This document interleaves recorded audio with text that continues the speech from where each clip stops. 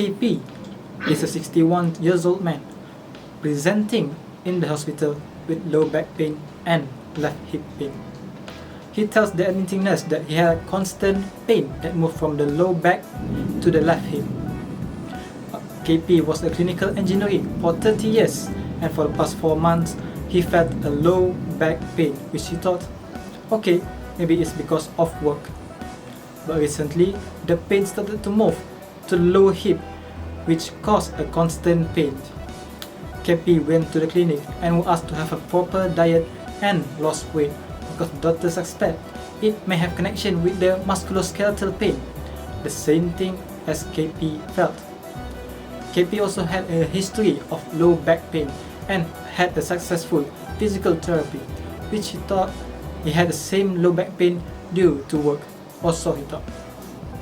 KP then tried to the proper diet and lost weight recommended by the doctor to reduce his blood pressure and cholesterol, but he felt worse. He lost more energy and don't have enough energy to exercise. He lost tremendous weight and he can't even fall asleep due to constant pain on his left hip. KP met again with his physical therapist. At first, it helped a bit, but then it doesn't improve at all. When KP admitted in the hospital, he had symptoms of low back pain, left hip pain, and fatigue with low intensity training. It is easily can be misdiagnosed with musculoskeletal problem. However, the symptom shows inconsistent between his symptoms and musculoskeletal movement. The doctor found out that he had a history of cancer in primarily family members, history of infectious mononucleosis, and positive lumbar percussion tests. KP then proceeded with multiple screening and diagnosis, and he was diagnosed with Hodgkin lymphomas with metastasis to lumbar spine area.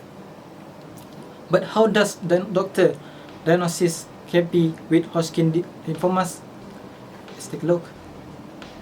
Histology of Hodgkin's lymphoma. Hodgkin's lymphoma usually originates from the lymph nodes. This is because these organs have large number of white blood cells. It will be easy for the physician to perform a biopsy at the Hodgkin's lymphoma usually originates from the lymph nodes. This is because these organs have large number of white blood cells. It will be easy for the physician to perform a biopsy at the area to confirm the presence of the disease. Lymph nodes can be found at the neck, arms, or groin. The steps are: the tissue sample is obtained from the patient. The sample is then processed by fixation using 10% buffered formalin for 24 hours. The preserved samples is then processed into wax blocks. The wax blocks containing the sample is then thinly sliced with microtome to produce tissue ribbons. The tissue ribbons are then placed onto the slides and are mounted with cover slide. MGG stain is then used for visualization of the cells. The slides are then observed under a microscope and the results are recorded. In classic Hodgkin lymphoma, there is presence of the red Steinberg cells. These type of cells have large size, are multinucleated, and have prominent eosinophilic inclusion-like nuclei. The reasoning for this is that the B cells have not undergone hypermutation to express their antibodies. In nodular lymphocyte prominent Hodgkin lymphoma, there is presence of popcorn cells. These cells have small sizes and nuclei with scant cytoplasms while having a hyperlobulated nucleolus. Assalamualaikum. My name is Nazatul Syawani binti Wahid. I'm from biochemistry department. So, in Hodgkin lymphoma, we will receive a blood sample in heparin tube from the doctor. So, the test that requested by the doctor is glucose test, serum pregnancy test, LFT, which is liver function test to check the liver function, and blood urea nitrogen, but lactose dehydrogenase test, and also creatinine test. So, when the patient have lymphoma, the glucose level, the serum pregnancy test, blood urea nitrogen, and also creatinine in a normal range, but in LFT, there are several tests that we done, which is total bilirubin, alkaline phosphatase, and albumin. So in bilirubin, total bilirubin, the bilirubin range will normal, while alkaline phosphatase will increase and albumin range will slightly decrease. Lastly, in lactose dehydrogenase test, the level of LDH will increase. And the end. Thank you. Hi and Assalamualaikum. My name is Nur Arsha Shazwani and I am from the radiology department. So today I will be explaining on how a patient with possible Hodgkin lymphoma will be diagnosed in the radiology department. So we will be doing imaging tests on these patients. So what is actually imaging tests? These are tests that use X-rays, sound waves, magnetic fields, or even radioactive particles to make pictures of the inside of a patient's body. So why we use this test is we want to look for possible causes of certain symptoms, such as for Hodgkin lymphomas, there will be enlarged lymph nodes in the chest area. We also want to help determine the stage of the patient's Hodgkin lymphoma. We also want to show if the treatment given by doctors are working, and we also want to look for possible signs of the cancer coming back after any treatment.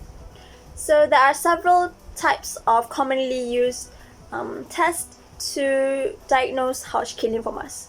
One of them is chest X-ray, in which, as I've mentioned before, one of the common symptoms is it enlarges lymph nodes in the chest area. So this can be often seen on a regular normal chest X-ray.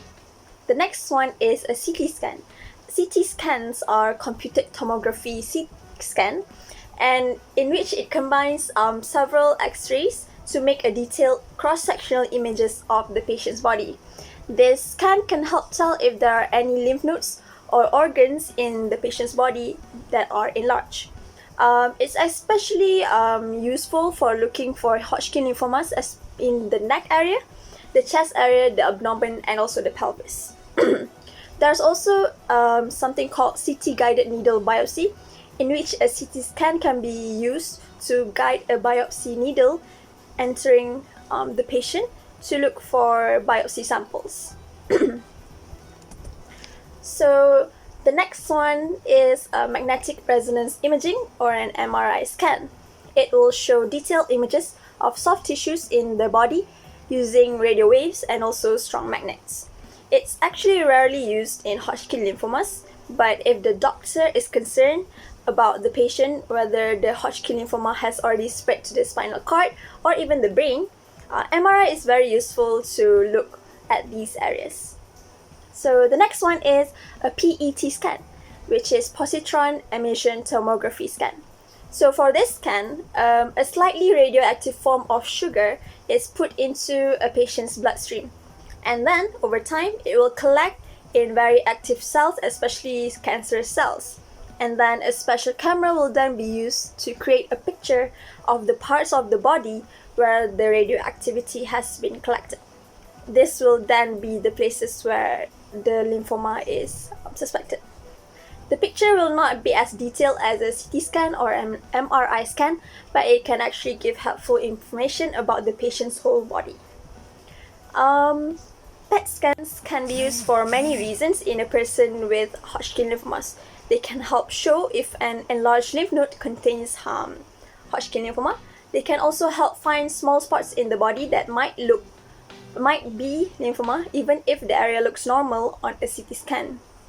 They can also help see if the lymphoma is responding to any treatment given by the doctors, and they can also be used after treatment to help decide if the enlarged lymph node still has cancer or is just a scar tissue. So the next one is a combination scanning imaging test, which is a combination of a PET scan and also a CT scan, because some machines can do both of these tests at the same time. It lets the doctor compare areas of higher radioactivity on the PET scan with more detailed pictures from the CT scan. So it often can help pinpoint the areas of lymphoma better than a regular CT scan. So the last imaging test will be the bone scan. A bone scan is not usually done unless the patient is having severe bone pain or if their lab test results suggested that the lymphoma might have reached the bones. So for this test, a radioactive substance is injected into a vein and will travel to damaged areas of the bone, and then we will use a special camera which will then detect the radioactivity. Because Hodgkin lymphoma sometimes causes bone damage, which may be picked up on a bone scan. But bone scans can't show the difference between cancerous and non-cancerous problem, so more tests might be needed. So that's all from the radiology department. Thank you for listening. Okay, hi and Assalamualaikum. My name is Muhammad Kamal Hafiz and I will present about the diagnosis for Hodgkin lymphoma in the Haematology laboratory. The sample that will be collected is blood sample with EDTA anticoagulant, which is the pink color tube. To diagnose the Hodgkin lymphoma, the test that may include is a complete blood count or full blood count. In this test, it will evaluate our overall health and detect a wide range of disorders by measuring the several components and features of our blood, including our red blood cells, which carry oxygen, white blood cells, which fight the infections, hemoglobin, the oxygen-carrying protein in red blood cells, hematocrit, the proportion of red blood cell to the fluid component or plasma in our blood, platelets which help with blood clotting. Other than that, blood smear also one of the tests that can be used to evaluate the quality of red and white blood cells and platelet as well as abnormal cells such as lymphoma cells if present. Furthermore, Hodgkin lymphoma may also be diagnosed by bone marrow biopsy and examination. In this test, will be used to evaluate the cells present in the bone marrow. The presence of abnormal lymphoid cells or lymphoid aggregate may be seen with lymphoma. Unfortunately, all the blood tests alone cannot be used to detect this Hodgkin lymphoma disease. It must be considered with the other laboratory test result also to reconfirm again the diagnosis for this Hodgkin lymphoma disease. That's all from me. Thank you. As we can see, multiple screening tests had been done to KP, which the sample from KP had been passed to the various departments. After he was confirmed diagnosed with Hodgkin lymphomas, he proceeded with the treatment. Let's take a look on the last clip, shall we? Assalamualaikum and good day to everyone. My name is Kadar Akmal bin Azhar and I will present about treatment for Hodgkin lymphoma. As we know, this condition can be treated and the treatment depends on the type and stage of the disease, overall health and patient preferences. The goal of treatment is to destroy as many cancer cells as possible and bring the disease into remission. The most common treatment are chemotherapy and radiation therapy. We focus on the first type, which is chemotherapy. Chemotherapy is a drug treatment that uses chemical to kill lymphoma cell and it able to travel throughout the body. Chemotherapy is often combined with radiation therapy for people with early stage of Hodgkin lymphoma. In addition, in advanced Hodgkin lymphoma, chemotherapy may be used alone or combined with radiation therapy also. Chemotherapy can be taken in pill form or through injection, or sometimes both of method of administration are used. Several combinations of chemotherapy drugs are used to treat Hodgkin lymphoma. Side effect of chemotherapy depends on the drug being given. Common side effects are nausea and hair loss. Serious long-term complications can occur such as heart damage, lung damage, fertility problems, and other cancer such as leukemia. Next is radiation therapy. Radiation therapy uses high energy beam, for example, X-ray and photons, to kill cancer cells. For classical Hodgkin lymphoma, radiation therapy is often used after chemotherapy. People with early stage nodular lymphocyte predominant Hodgkin lymphoma may undergo radiation therapy alone.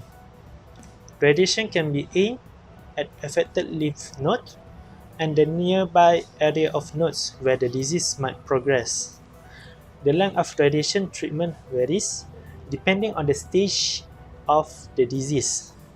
A typical treatment plan might have you going to the hospital or clinic for 5 days a week, which can be prolonged to several weeks, and each visit the patient will undergo around 30 minutes radiation treatment. Radiation therapy can cause skin redness and hair loss at the site where the radiation is aimed. Many people experience fatigue during radiation therapy. More serious risks include heart disease, stroke, thyroid problems, infertility, and other cancers such as breast or lung cancer. So, that's all for me. Thank you. As previous in the last clip, KP then began a chemotherapy and radiation treatment to remove a pelvic malignant lymph node. He continued with the physical therapy to reduce the fatigue and symptoms from the cancer and increase his pulmonary health and muscle strength. That's all for today's case studies, and thank you for watching.